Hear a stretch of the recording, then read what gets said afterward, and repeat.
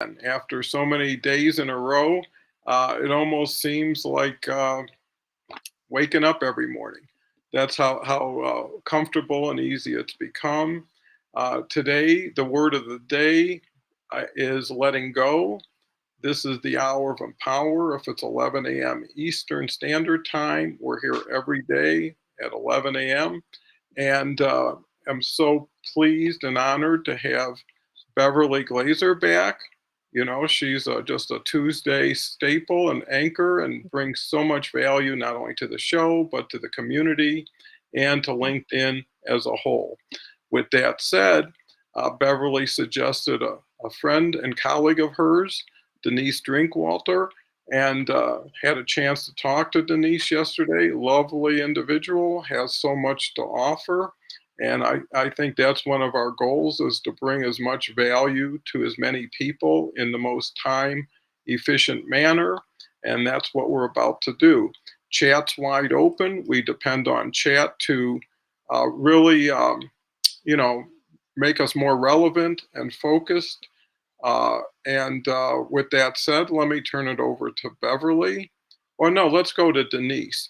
Well, maybe Beverly, because Beverly will set the trend for Denise. So, Beverly, why don't you catch us up and your first initial thoughts on letting go? Okay, well, letting go. Okay, first of all, we all have to let go. And if people were on with me last Tuesday, I shared that my brother-in-law had died, and that was right after, on pretty well, very close to the show. And when we think of letting go, that is huge. Um, we let go, or we have to let go of people in our lives all the time. Hmm. And letting go, from my perspective right now, is that process that we all have to do. We let go of relationships, we have to let go of jobs, we have to let go of our children, we have to let go of our clothes, the things we accumulate in our lives, the things that we do not need or have left us. We have to learn to evolve and change. So it's a real psychological part of our lives, and there we cannot hold on to things. And I think we can really share in that conversation. And I think every single person listening on the line can understand what all this letting go is about. It is hard, hard work. And so I'm going to talk about that. Denise. I absolutely love what you just shared because I see it very similar in that it's part of the journey of growth is letting go. A component of your personal growth is letting go. And sometimes those opportunities come from surprises. So, what I find is in the work that I do in supporting moms, letting go of their adult children so that their adult children get to grow and moms get to grow in that opportunity. That is a journey. That is how life happens. We all continue to grow and change, and it's going to be okay. So that if you put that seed of thought that it's going to be okay, letting them go to grow affords us as the moms and parents the opportunity to grow as well, right? And Leslie just shared in the comments, I love that. When we let go, we make room for something new. Exactly. We give space. Thank you for Yeah. that, Leslie. Well, that was great. And actually, Leslie stole my next line, but Leslie and me and Catherine Chadwick on Saturdays, we do Mhm, Saturdays, and that's Mindset Day. mhm. Leslie has probably just come from her Monday show. No, her Monday show is yesterday, and that's Mind Over Matter. Her Friday show is Think and Grow Rich. and she's with me on Saturdays on this show. So, what I was going to say is letting go is really letting in.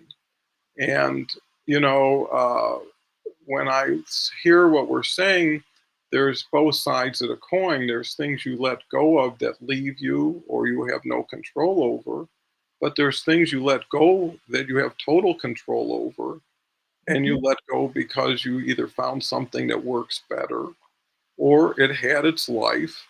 And, you know, they're like the saying, it's easier to give birth than raise the dead.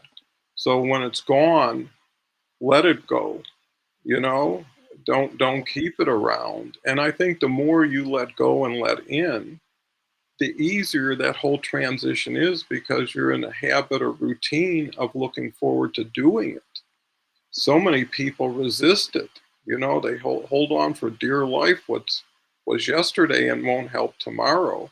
You know, and there's that quote that says, I think it was Shakti Gawain who said, when the pain of holding on is greater than the fear of letting go, you let go. And I think, you know, there's a balance to when you just say, hey, this just isn't worth it, right? There's a point where it just says, I could handle it up to this point, but now we're there. And then the relief you get by not only getting rid of something that doesn't serve you, but looking forward to something you create now with who you are and where you are to make yourself better for it. So let me just cover a few of the comments. We've got Carl, who's a regular every day. Carl joined our initial Oh, collaboration group. I see his newsletter every day. It's up to 360 subscribers in less than a week, doing great. Carl says, good morning, timely topic, working on lesson for tomorrow's instant funding newsletter on a small business getting rejected by an investor. You know, and that's the cool thing. You start doing new things, you start thinking about new things, and you start working on new things, and then it changes your whole perspective. And pretty soon your goals change into something you never could have figured out if you weren't exposed to new and exciting things. Leslie says, good morning, great to see you. I know you talked about when we let go, we make some more room. Leslie then comes back with, this is the law of sacrifice. Ideally, we are letting go of something of lesser value to make room for something of greater value, for sure. Catherine and my workshop, yeah, we can't forget that. Um, Catherine and Leslie are doing a workshop this Thursday, I believe. Feel free to put the link in comments. You know, we're trying to promote everybody here, and the more we get better, the more the group gets better. So thank you for that, Leslie. Christine's here. Everybody knows and loves Christine. She's one of the few hi, women Chris. who balances so much and is always ambitious to take on more responsibility. So thanks again, Christine. Christine's been here for about 11 months off and on. Lately, it's been a regular again. So hopefully your life is starting to only get better. Leslie says 12, 12, 12. How interesting. You can't forget the date or the time. So with that said, check out Leslie and Catherine, hopefully this Thursday. No, it's 12, 12, 12. Sounds like it's today. Sounds like it's right after the show because I'm Yeah. 12 p.m. is Eastern. So thank you. Gave me a chance to figure some of it out on my own. But thanks for the correction, Leslie. And I'll throw one more thing, a plug for Omar, who had me and Leslie on his Zoom party. And I was the winner on the final Jeopardy question because I wagered everything and Leslie was conservative. But all the money went to charity. So Omar contributed to all three participants' charity, and it really helps kids out and stuff. So that's where we're at. So great start to a great show. Beverly, where can we take it from here? Oh, yes. I'd like to go back to Leslie. Leslie, what you mentioned right here is this is the law of sacrifice, and that's the truth. Ideally, we are letting go of some of the things of lesser value to make room for something of greater value. And we were talking about that throughout. And when I'm thinking of letting go, okay, It's a cleansing. It really is. We feel better when we're able to let something go. When we're holding on to something too long and there is pain, I think it was, I'm not sure it's in the comments too. Um, yes, yes, it's Christine's comment. I am at that place right now where the pain is greater than letting go. That you're still holding on, Christine, and that's okay. We can hold on when we're in pain. We have to grow through that pain. You can't just say, okay, let it go, flip the page. It's okay. Life will be good. You will see all that sort of platitude stuff, right? No, it takes time. You have to go through it emotionally. And when you're ready, just like Leslie was saying, gradually the small stuff can allow us to go and grow in a different direction. And that's huge. We don't have to forget and just turn a page, but we grow through that pain and we start seeing things in a different perspective. And that's where letting go comes through. We can't just do the Maria whatever his name is, where she, who I mean, Dawn, Maria Kondo, she's the one that comes out and says, throw it all out, make it perfect. Your home should be absolutely ideal. Well, yeah, we can't all do that.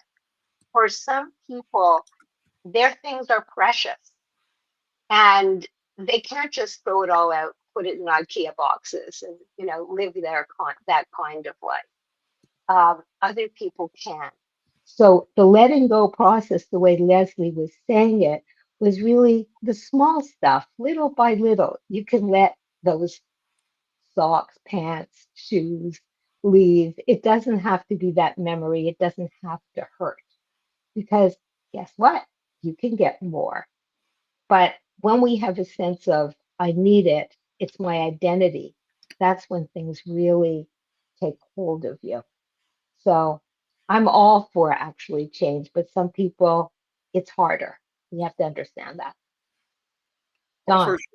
for sure. And I think minimalism speaks to a lot of what we're talking about, which is really letting go of stuff. And I found when I had so much stuff, it had so much of me.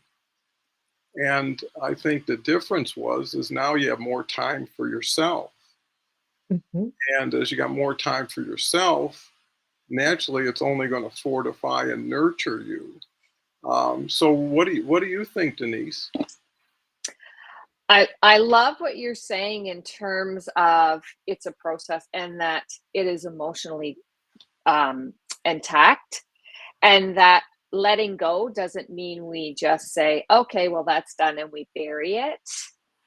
I agree with you, Beverly, that feeling through those emotions and letting them come through you and accepting where you are on that journey is important. The key is not getting stuck there so that you can't move yourself forward. And so if you're looking through the lens of this is happening for me, not to me, Mhm. that helps flip that lens. So words that we use can be so powerful in terms of what we're going to do with what's happening around us. What is the learning opportunity for me here? I'm saddened. I'm feeling grief. I'm feeling upset. I don't know what to do. Those are all legitimate.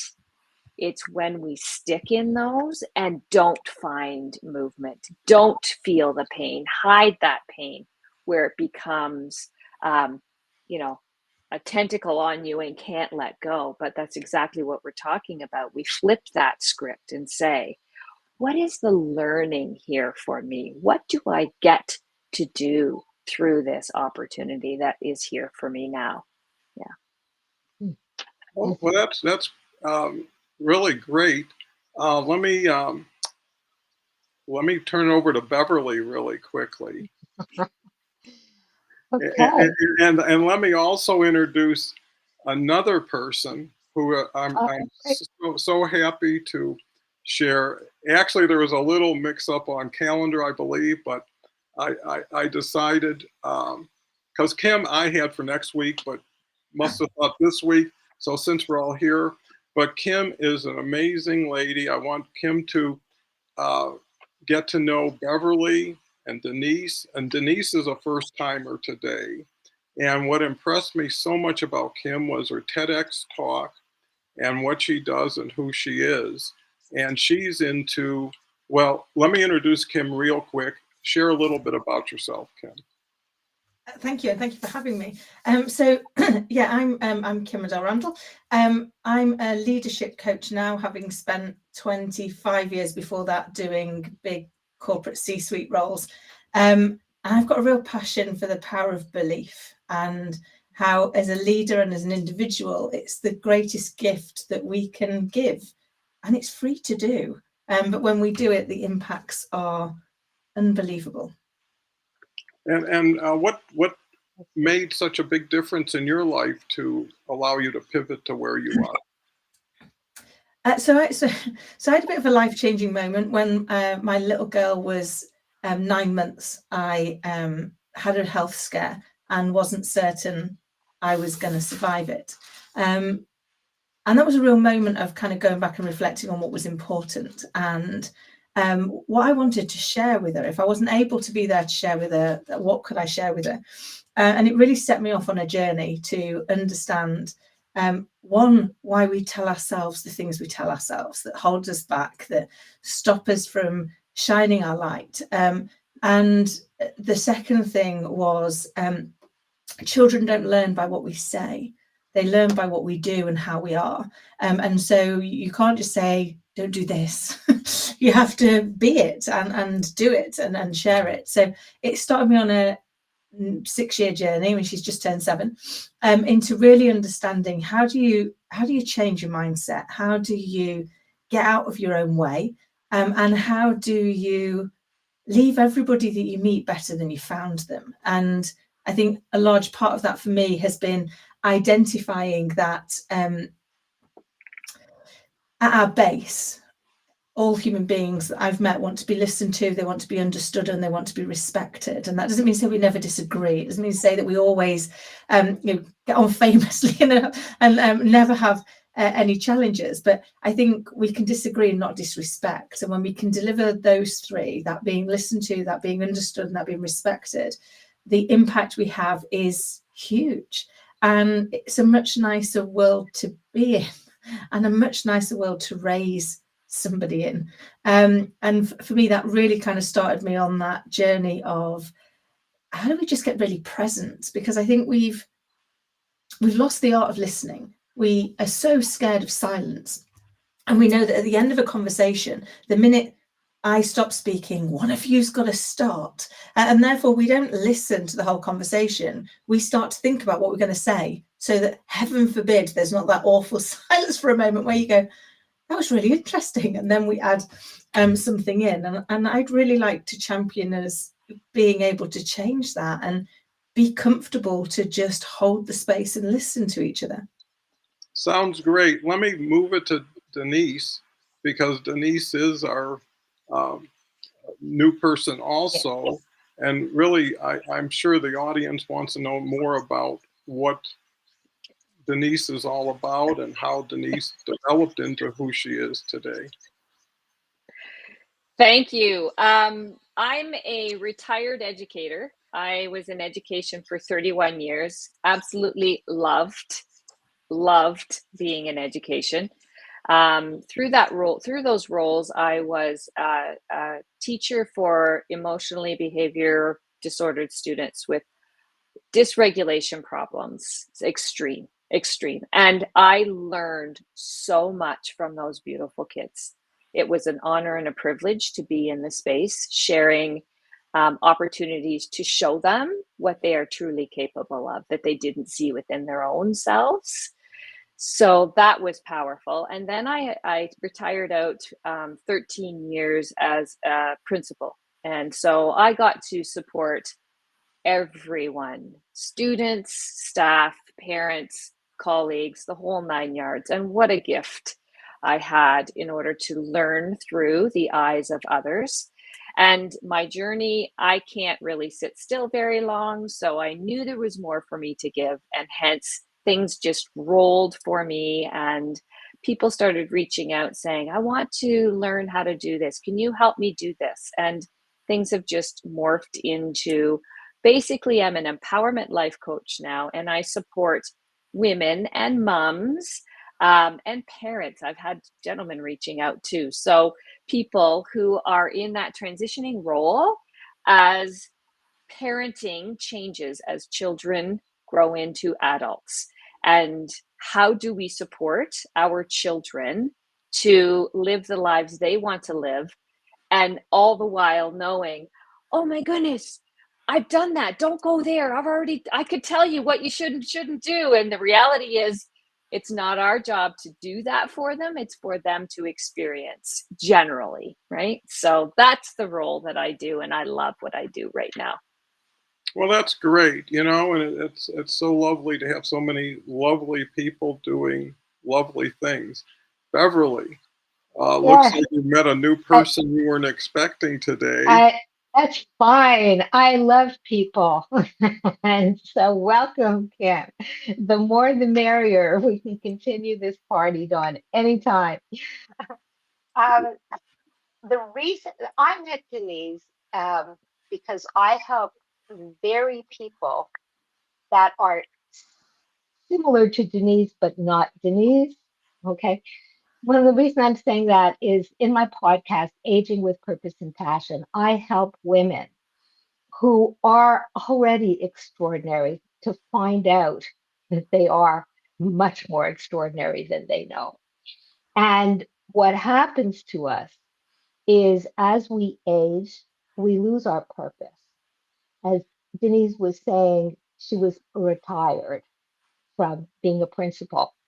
And many people, many women in particular, once they are retired or the kids have left home or they feel no longer needed, what do you do? What's left for me? How many times can I go to Florida? How many cruises can I take? Or what's going on with my life? What's my purpose? So I met Denise. She's a guest on my podcast. She's wonderful. We're both thought leaders in different communities and in one of them the same, which is Cool Life, which is wonderful for women over 50 who are thriving and want to continue to thrive. And I help other women to just move forward in their lives, find their strengths. And we get beaten down. And we get beaten down in life on so many levels. And once you reach over 50, what happens is what is left?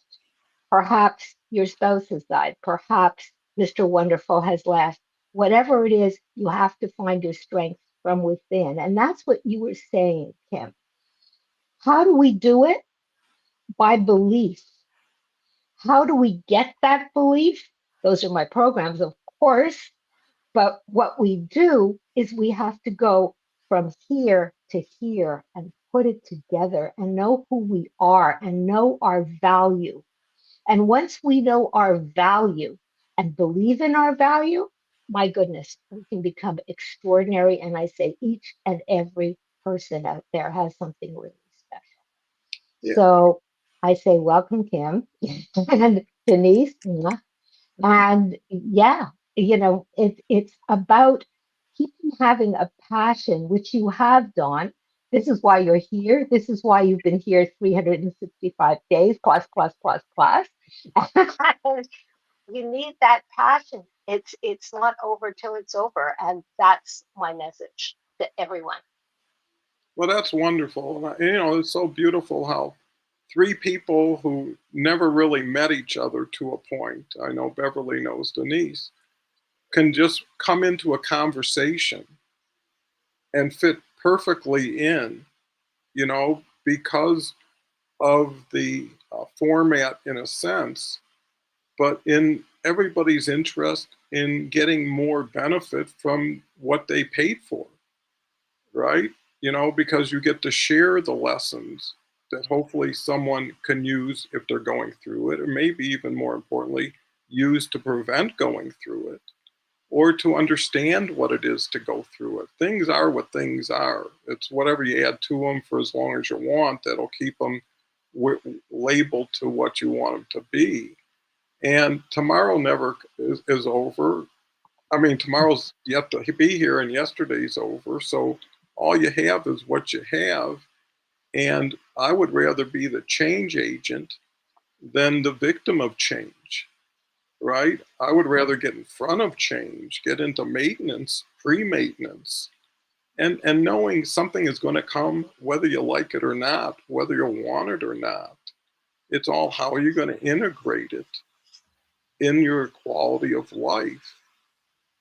And a lot of people have the ability, they don't have the wherewithal, the knowledge, the access.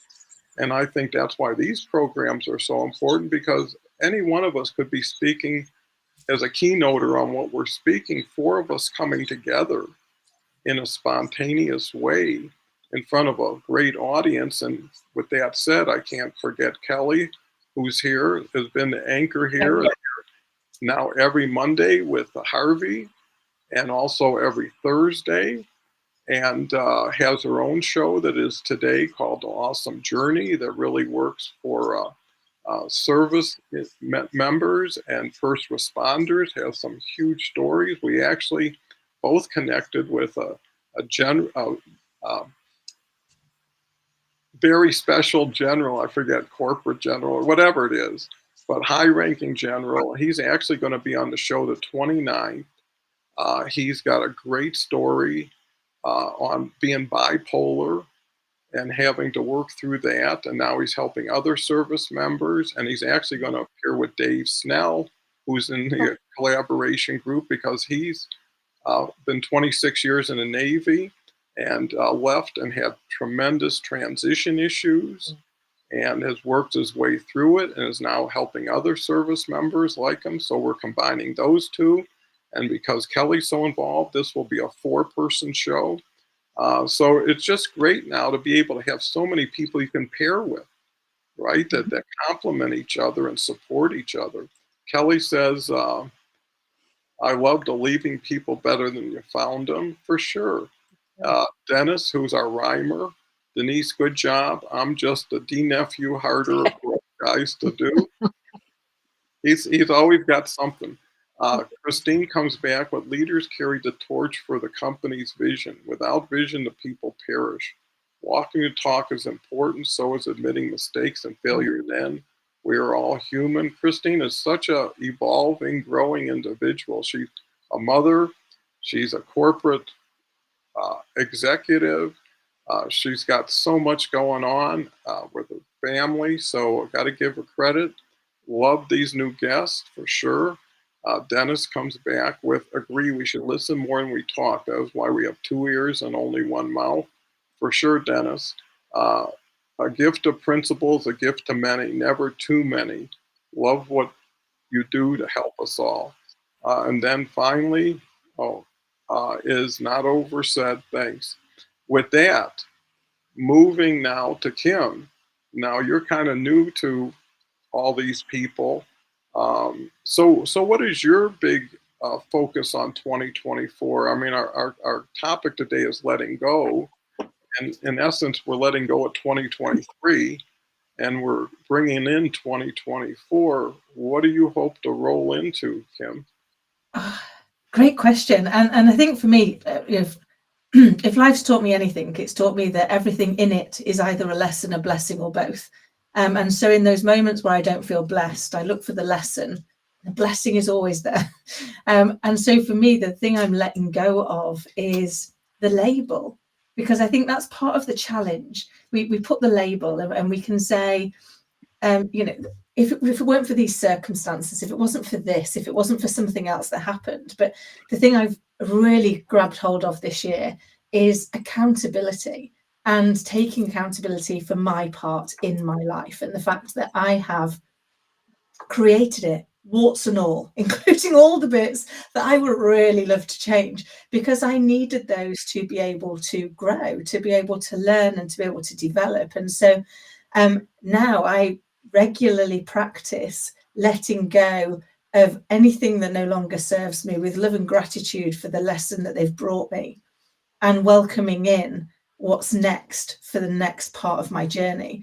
And I try and do that. My little girl's just turned 7, and we do daily gratitude, and we do daily letting go of the things, because if not, we carry them, don't we, into their future. And I'm determined that I am not a victim of my circumstances. I am a product of my choices. And for me, that's been a real shift, and is something I want to really take forward into 2024. Well, that's tremendous. Now, that gives you a great platform to move from, Denise. So, what are you looking to let go and bring in 2024?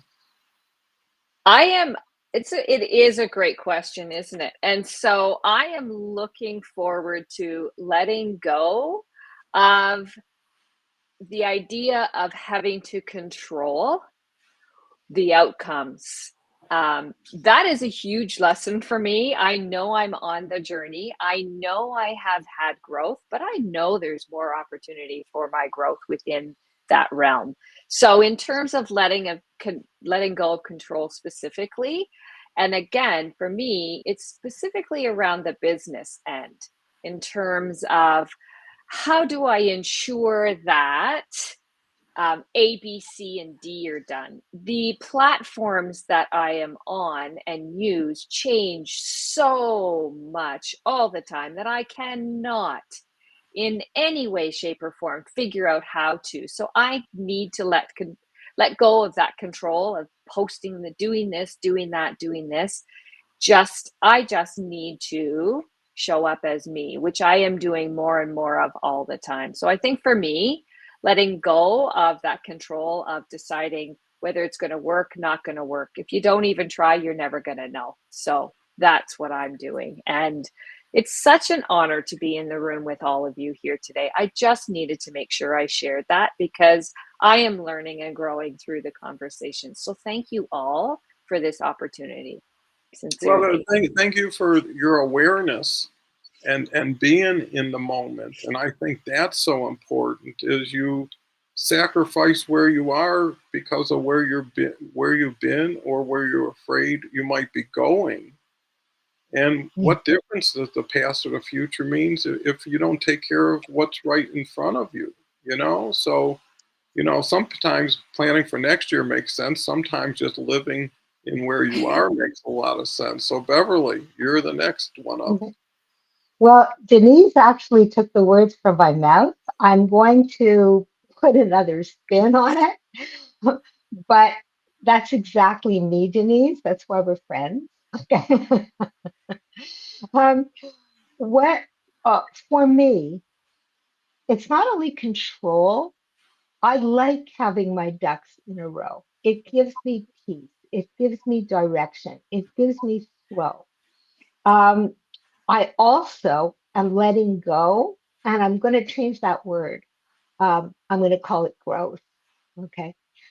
From letting go of the fear that that's the reason I want my ducks in a row, because it's a way of controlling what I have no idea I'm controlling. Because let's face it, it's not in my personal life. Those things just happen and I can go with the flow with all that stuff.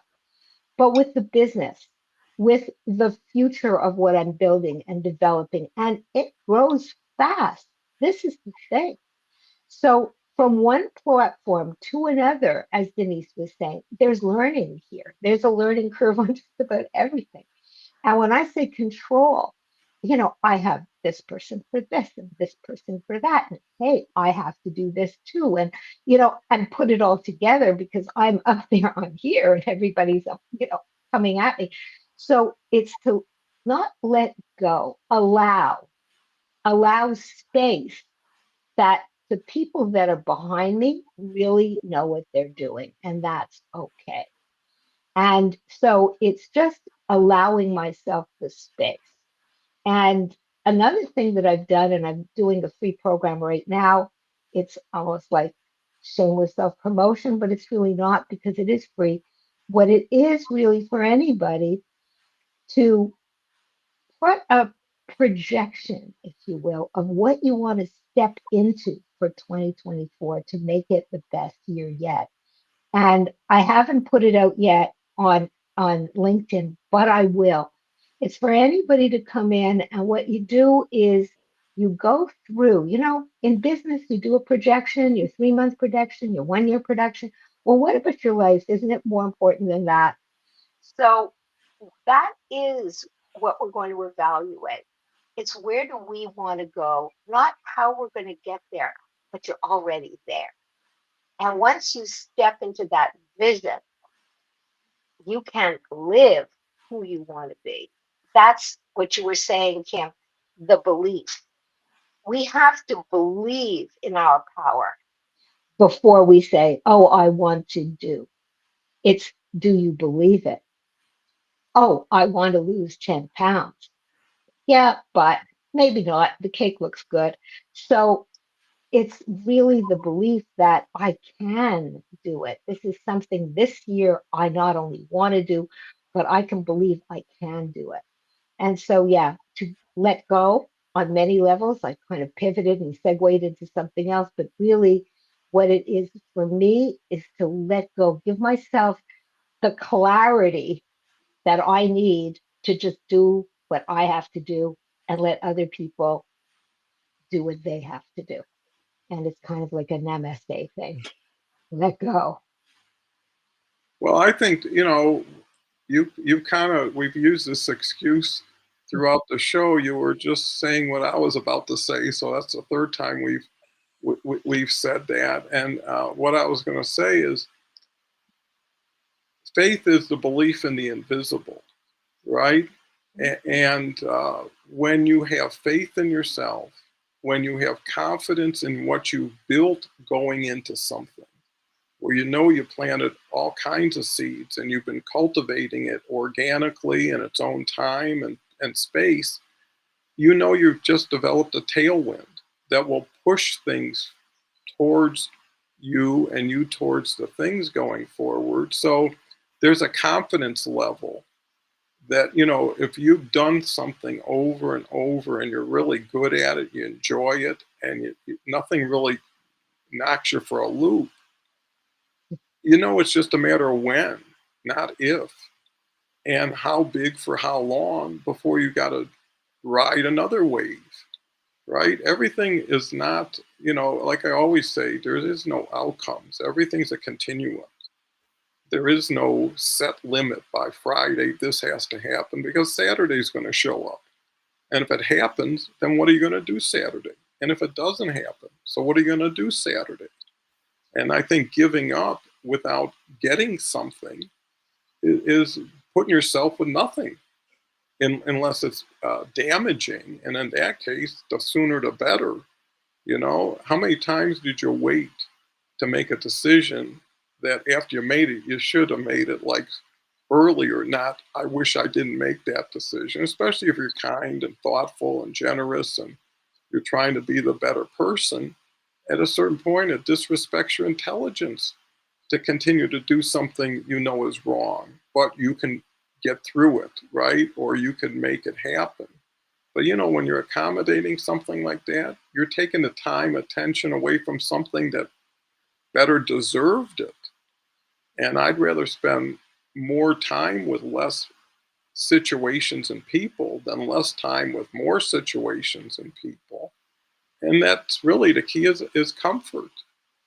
When you're comfortable, that's exactly where you need to stay long enough to enjoy the comfort, right? Not stop the future, but hey, if you climbed a mountain, wouldn't you want to spend some time up there before you hustled your way down? It took you so long. And I think people are just so destination driven that as soon as they get to where they're going, it's like, I'm on to something else. Why'd you even bother? Or you see people rushing to get somewhere and they have nothing else to do right after it.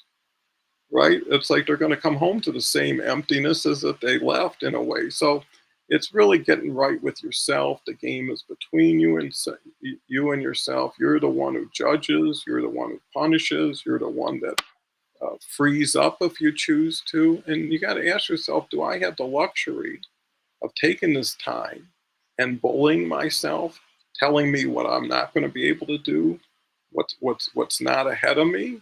Because it's like turning a channel on a TV and moving it to a romance or a comedy or something instead of one of these mysteries. So, Kim, what's your new thoughts on every one of our new thoughts? I love it. I'm learning so much, as I think we do in every conversation. And I think life isn't a destination, it is a journey, and it's a journey to be enjoyed along the way, because when we stop and enjoy the journey, we learn so much more. And I read recently with Stephen Bartlett's book, and he shared in it, and it impressed me so much I went out and got one. So I have a hourglass that's for an hour, because the one thing that none of us can buy more of is time. So the one thing that is always going against us is time. And the reason that he has one of these is he says every now and again, he turns it to be really present and conscious in that hour, that says, if this were the last hour on earth, would I be happy with how I'm spending it? Because there's a cost of doing and a cost of not doing in everything that we do. And I've bought one, and it really is helping me be much more present in the moment, because I was extremely guilty of being a people pleaser, massive people pleaser. And so I would say yes to everything, even if actually really I wanted to say kind of no, not right now, or that's going to come at a sacrifice. And yet when you suddenly realize that on the day of our reckoning, we aren't going to think, I wish I spent more time in the office. We aren't going to think, I wish I spent more time sweating the little things. We're going to think, I wish I spent more time making memories. I wish I spent more time being present. And my grandparents had two very different sayings, but I think somewhere in between the two of them, there was a great life message. So my nan always said, make every day a school day. So in every day, learn something. Whatever it is, learn something. And my granddad said, live each day as if it's your last, and one day you'll be right. And I think by that he meant don't put off till tomorrow what you can do today. And I think between the two, it is a great way of living. And I try really hard now at the end of each day to say, have I learned something today? And have I been courageous enough to take action today on something that I would have historically put off? Because I think we worry so much about our darkness, don't we, that we might not be good enough. But I think the thing that deep down worries us all more, and that we never look at, we never talk about, is our light, and that we might actually be better than we think. And that feels egotistical.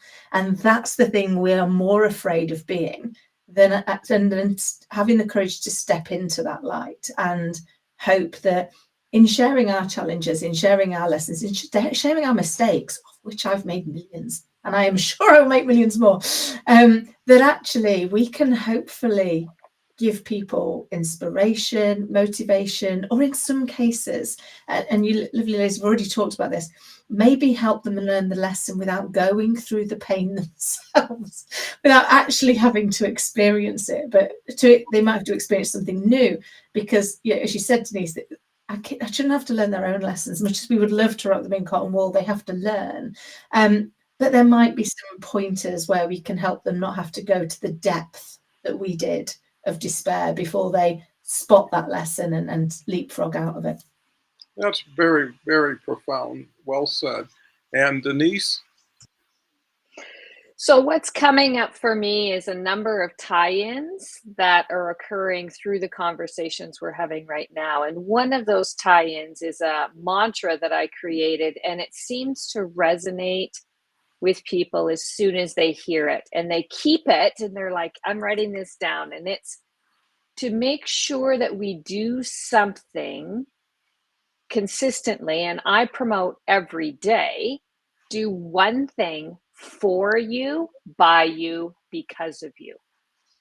And when you step into that concept and literally begin practicing it, and I say, even if it's for 30 seconds, because if that's going to be a long time to do a minute, do it for a small amount of time. And very much what you're talking in terms of the timer, being in the present moment with yourself.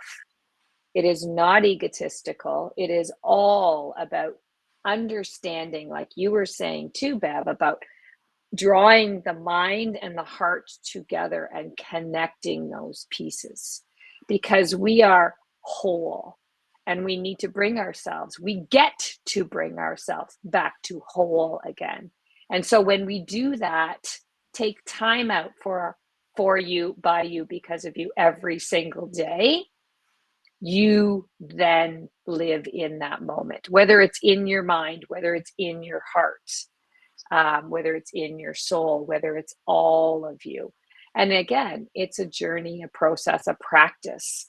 So it's great as language, but I want to encourage all the listeners to actually take the time out and carve that time out.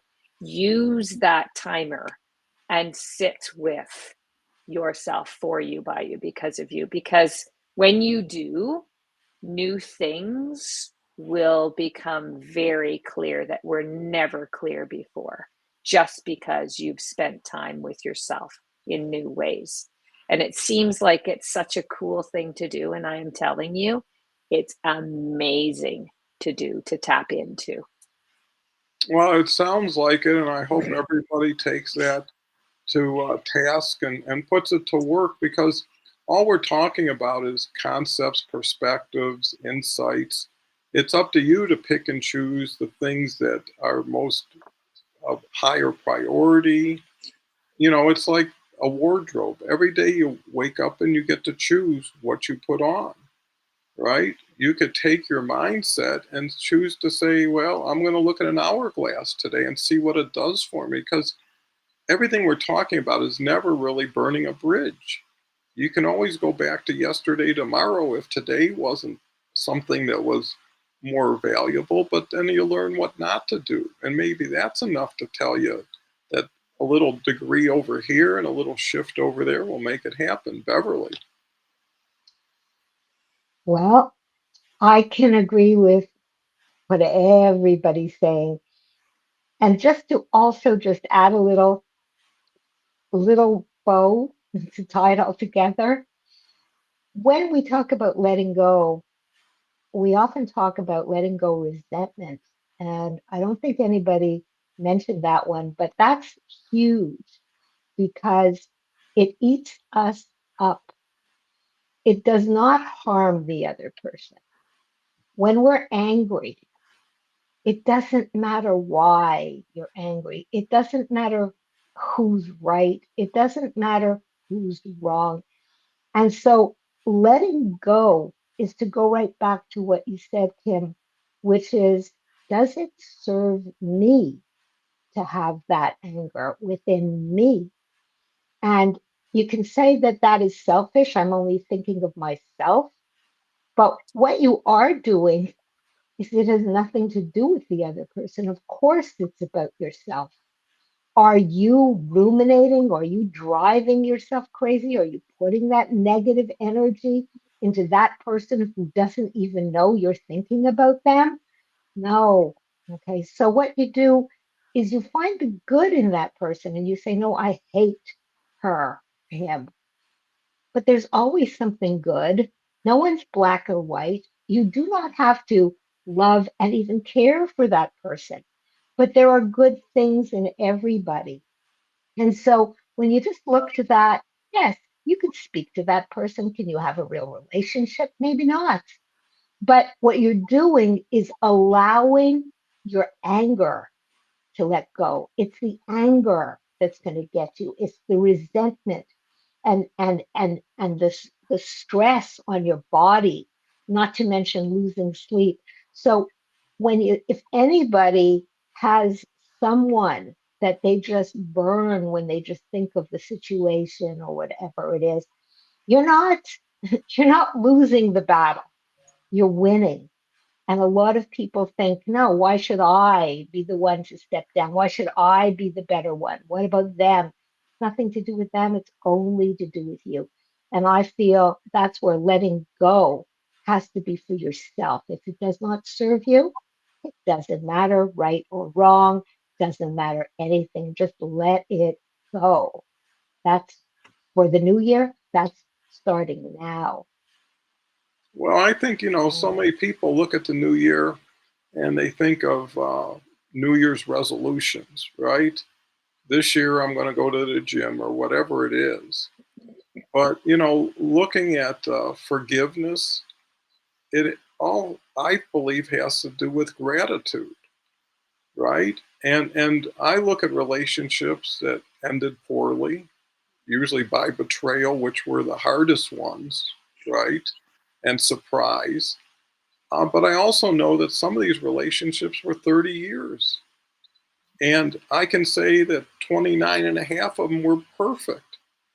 And maybe the last 6 months was the thing that turned everything. And why would I give up 29 and a half years of whatever value I enjoyed and participated because it ended wrong? Because here's the thing. Would you forgive 29 and a half years of ugliness for the last 6 months of happiness? I don't think so, right? So if the measures aren't equal in exchange, it's because you're overweighting something. And typically it's a matter of not taking responsibility or accountability because everybody had something to do with everything they did, right? And everything they did with someone else. Now, maybe they were a 10% player. Another person was 90%.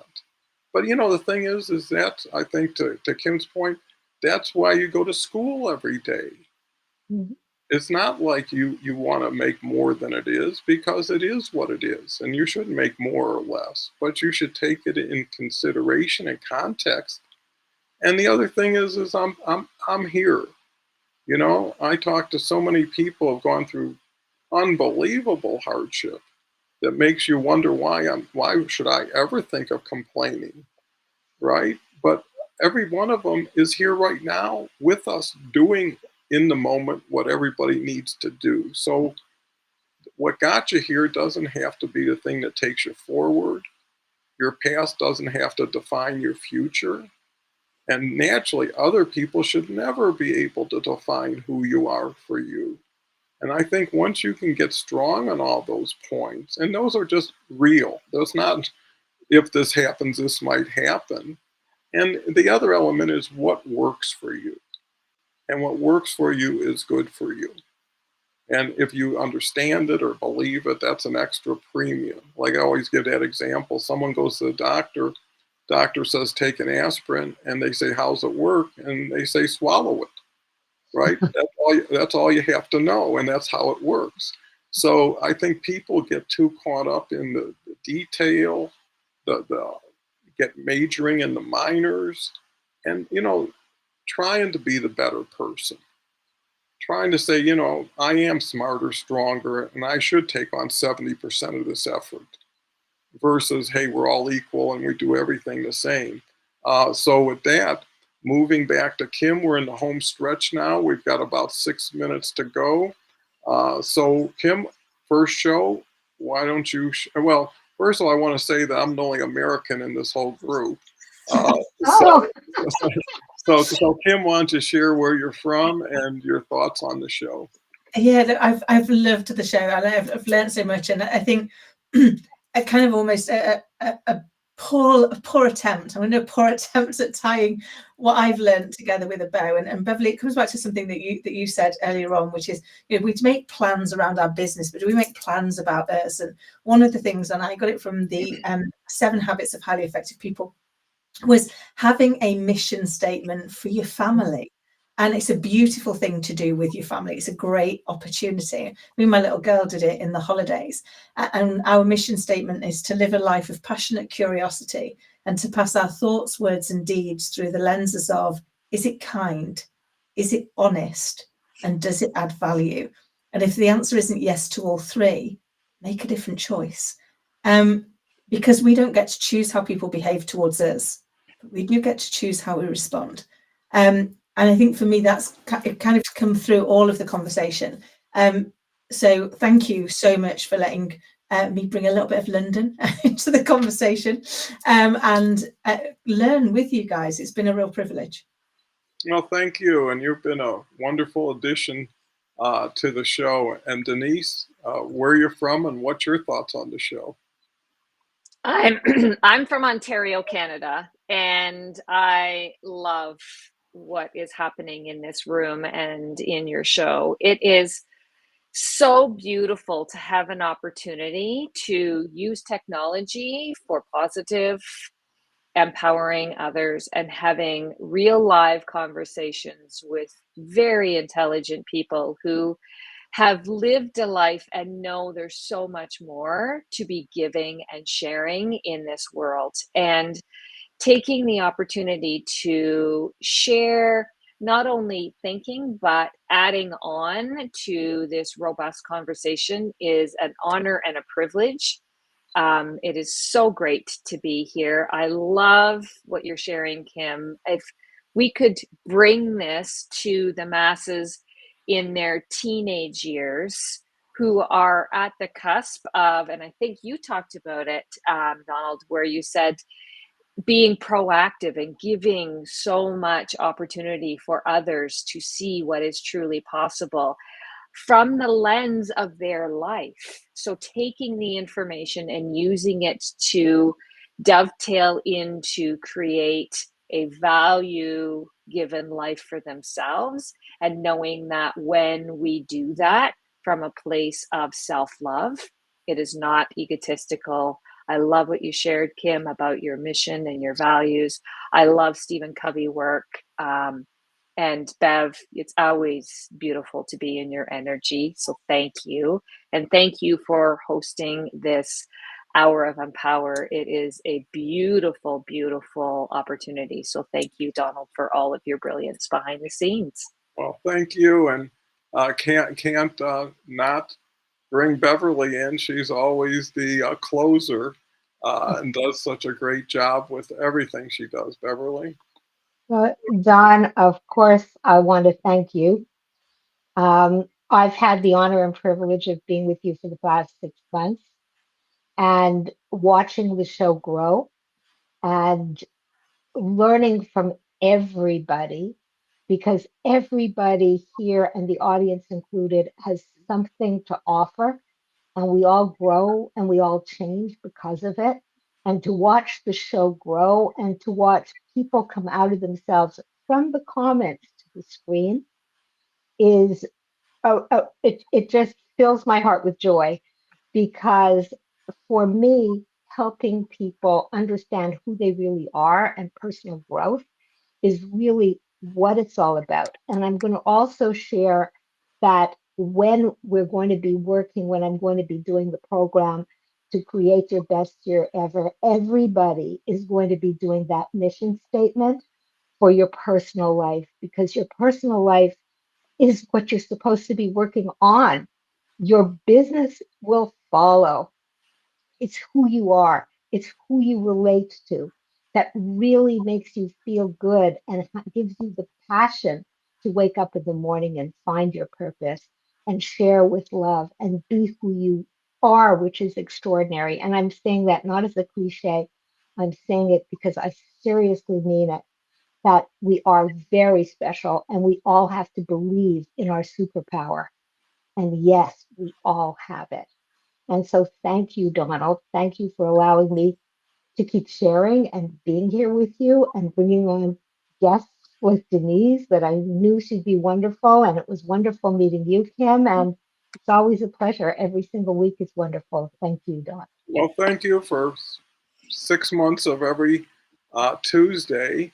And, you know, what I'm most proud of is the safe place that we've created, you know, where people can share and feel supported. They know that people here you know, and really I have to applaud the audience. 90% of these people come here every day. And, you know, it becomes more of a fan, you know, most people have an audience. If you're fortunate, you can build a community. If you're really fortunate, you can build friends.